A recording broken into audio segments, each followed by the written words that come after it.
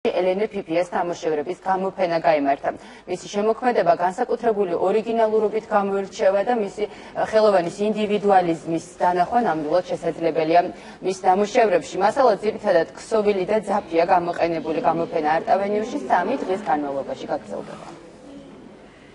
ეს არის ჩემი მესამე პერსონალური გამოფენა, წარმოდგენილია ძველი და ახალი ექსპოზიცია ერთად. თემატურად მრავალფეროვანია. ანუ ესე ვთქვათ, ეს ჩემი ყოველდღიურობის ასახვაა ზოგადად.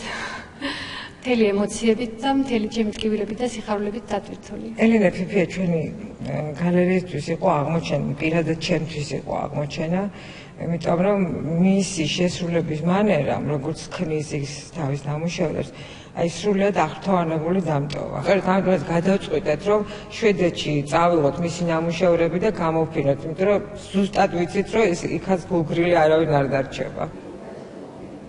მწერალთა სახლში კი ფრანკფურტის ლიტერატურული სალონის ევტერპეს